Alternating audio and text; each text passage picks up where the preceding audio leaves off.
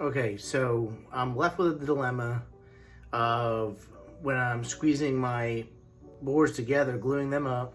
I know I have so many individual pieces that's getting put together.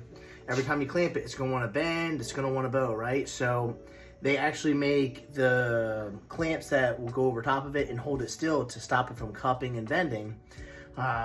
Or people use angle iron. Well, I don't have that. What I do have is a bunch of wood. So what we're gonna do is we're gonna make our own that's gonna help. So we're gonna take wood and we're gonna create an I-beam essentially. And we're gonna use a sheet of plywood and 2x4s. Something like this. And we're gonna go ahead and break out the Craig jig to do a cross cut. And we're gonna go ahead and cut some plywood up real quick. We already got the 2x4s prepped, and then we'll go ahead and put these together for you. We're out in the driveway using the bed of the truck to help hold this up. If you haven't had a Craig jig, or if you thought about it and you're unsure, I would highly recommend getting one. They are freaking awesome, and it is like the most perfect thing ever. I swear, it's great. Yeah, we'll do 4 inches. Easy too, because once you get it dialed in, I keep this saw dedicated to just this one. This is one of my older, smaller, cheaper ones, but it's perfect for just doing these little cuts. I'm not using it for big stuff. Don't forget to set your depth.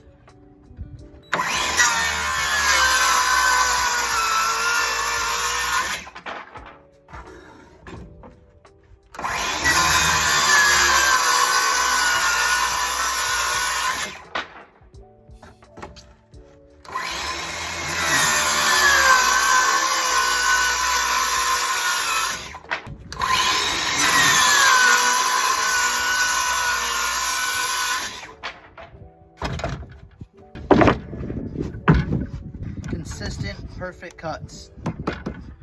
It's great. You gotta get one if you don't have it. I'm telling you, it changed it for me as far as not just the consistency of making it clean cuts. I don't have to go waste time cleaning it up too much. And it repeating cuts, repeatable, especially when you're doing big projects and you know you need multiple stuff. Bam, it's the quickest way to get it done. Get it.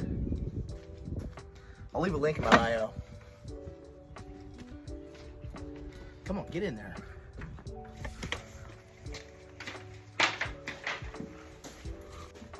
All right, so here's what's happening now. We're taking our 2x4s. These are gonna be our top and bottom plates. And then I'm gonna take 2 pieces, because I wanna strengthen it up just a little bit, because I'm really gonna torque down on these. I'm gonna cut a dado channel, a rabbet, if you would, whatever you wanna call it. I'm gonna cut a channel out in here, and I'm gonna inlay these just maybe a 1/2 inch. I'm not gonna go too much. I don't wanna ruin the integrity of this either. So I'm gonna maintain some strength here. I just want this to sit in there and then glue them up and join them together. So that's what I'm gonna do. I'm gonna put a dado stack on the table saw. We're gonna clean it up, get a 1/2 inch rabbet, 1/2 inch dado, and we're gonna inlay these in there, strengthening it up. And then that's when we're gonna put it on top. And then bam, that's that I-beam we're going for. So we'll lose over 1 inch of what you see here because it's gonna be going in here. We have 1.5 inches. I wouldn't go more than 3/4, so maybe I'll go close to half. I'll probably get closer to 5/8 going into it. But this is the concept we're going for. This is where that strength's gonna come out of, and it's not gonna allow it to bend. So this is gonna be just as strong, if not, well, I wouldn't say, it's a cheaper option, and it's just as strong. It's gonna give you the same results of being able to hold something still and not allow it to bend.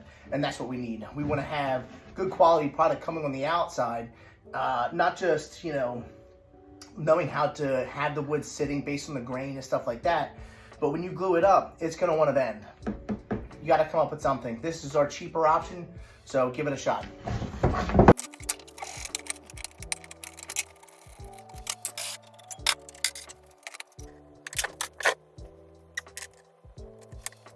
All right, we're gonna shove all 6 of our 2x4s through here on both ends, and then we'll adjust and clean out the center. So we got it set up to cut it out. These are 3/4 inch, so we need 1.5 inches in the middle.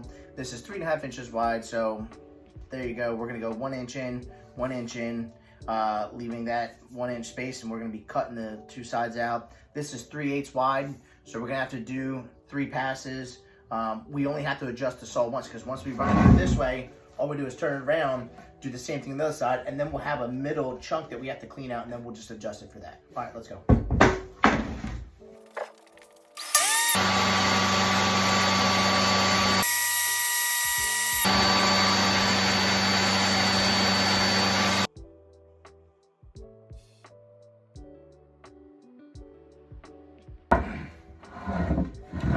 Okay, our channel's cut. So we got our 2 cuts in there. So now it's time to get out that middle. So we're gonna go ahead and adjust the saw and start cutting that middle out to meet. I'm just gonna use I'm gonna just watch and pay attention to the wood and get it just to where I know it's gonna nip it, not leaving any extra. And lock her down.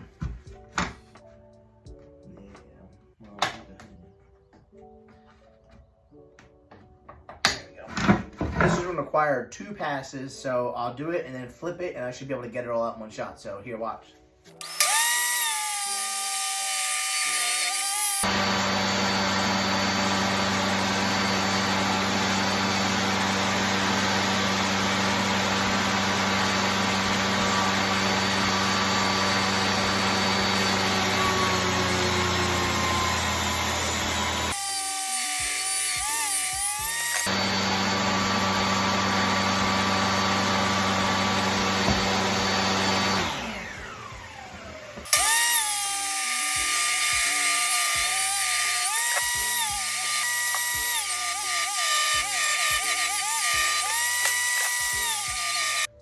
A couple things I wanted to show you.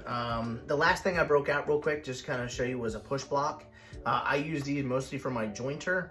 However, there are other good push blocks you can use, because when I do mine, pushing it through the top, I mean, I'm putting my hand right over top of that saw. Maybe that's a little nerve-wracking for some, so find a push block. You know, these are probably the cheapest versions, but I don't like using this because it doesn't help hold pressure this way. It kind of feels like it moves, but they do have good ones that have like all different sides. They're all adjustable and they're real cool, but you know, I'm trying to be a baller on a budget. I'm a penny pincher, aside from my DeWalt, but I am to a certain extent, and I don't know. I'm comfortable. So if you're comfortable, you do what you want to do, but there are push blocks if some of this seems nerve-wracking. Now, when I first start, I had an instant where when I go to send it through, it bumps as I'm going to do it, because I'm trying to send it through, and my hand, you know, when I go to start, I'm not level to the table saw.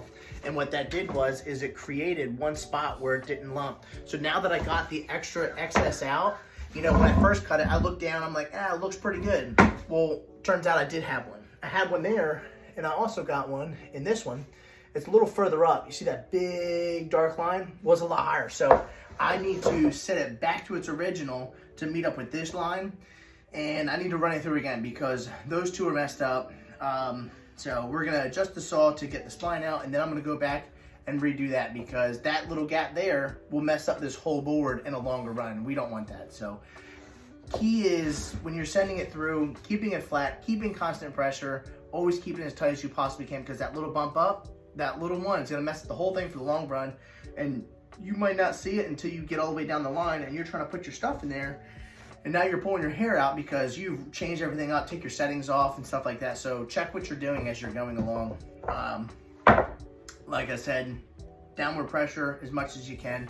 Get a push block if you want more pressure. Get a good push block if you're too scared, you know, to use just your hand.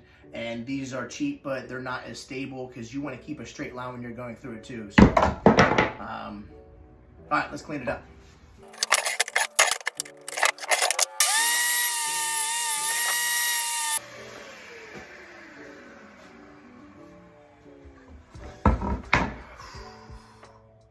It's glue time. Lots and lots of glue is about to happen. We're gonna break out a paintbrush and we're gonna get it on there. Actually, a small roller, because with the two I'm gonna do, I'm gonna glue the center joints. I'm gonna glue the center of the two pieces of plywood prior to jamming it in there. So we're gonna glue those together, glue the joints, the rabbets, and then jam it all in there, and bam. It's gonna look pretty good. There you have it. And then we're gonna put a top one on. just like that. This is our I-beam. This is where that strength's gonna come from when we set it on top, and then we can clamp this down, because this is not gonna bend. This is it. I could probably drive my truck on this thing, and it ain't going nowhere. I'm gonna lean on it like I'm gonna do something. But anyway, all right, let's get the glue in. And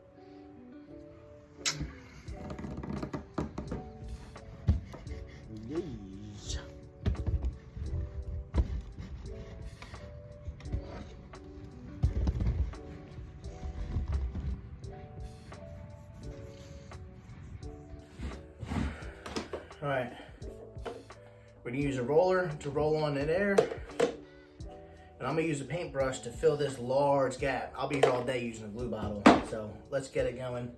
We're gonna use Type Bond 2 premium wood glue, indoor, outdoor. This is all gonna be indoor, so I don't need to use anything too crazy.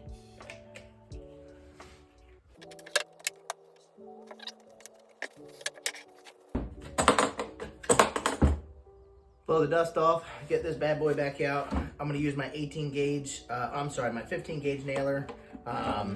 Put these the I-beams are done, so.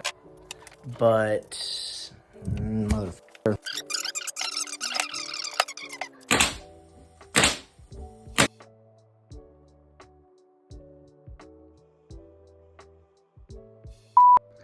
Okay, so the I-beams are done. And I just threw it on there just to give you an example real quick of just how they're being used, just in case we still haven't hit that purpose of what we're doing with them. When I clamp it together, this board will usually go whoop, and it'll curve. Well, now that I made these I-beams, I torque this thing down and it doesn't move at all. So there you go, pretty easy. I used all of four 2x4s, and each one of these out of the piece of plywood was only 4 inches long. So 2, 4, 6, 8 of them, 8 and 4, you know, it only took 2 foot of, 32 inches of actually, you know, the piece of the sheet of plywood. So if you got a half a sheet of plywood, that's all you'll need. And then for 2x4s, make you some, you know, homemade I-beams. That way, when you're clamping down stuff like this, because these are all individual pieces, so there's a lot of room for movement and cupping. This thing would, cup like a bowl when I first put it on there, just to see where it was at, because I'm doubling up my joints with, or my spots with my clamps, one on the top, one on the bottom, so it's equally pulling 2 different ways, because sometimes like that tension might be harder down here than it is right there at that spot. So I got one on the bottom, one on the top, equally pulling on 2 different directions, and we get the I-beam holding it still. That way we get a really good glue up, something comes out as straight as we could possibly get. If we put the most effort in, we'll get the best result coming out. I'm not saying it's going to be perfect, but it's going to be damn near close, and it only leaves us with a little bit to have to clean up and level out and finish up when we're done. So there you go. Cheap, easy, perfect. Holding the board nice and straight, doing its job, cranking it down, doesn't move. 4 2x4s and half a sheet of plywood. That's all it takes. Go make you some. Don't waste money on absurd things you don't need. We're doing things out of wood as it is. Why not use some wood to help you do what you got to do?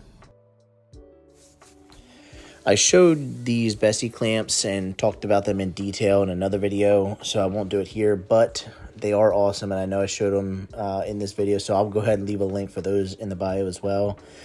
But I also spoke about that Craig jig, that setup for that cross-cut and rip-cut jig. It is pretty cool. I think you guys should go check it out. It's very inexpensive, so I'll go ahead and leave that link in my bio like I told you I was going to do, so go check them out. All right, guys, until next time, I'll talk to you.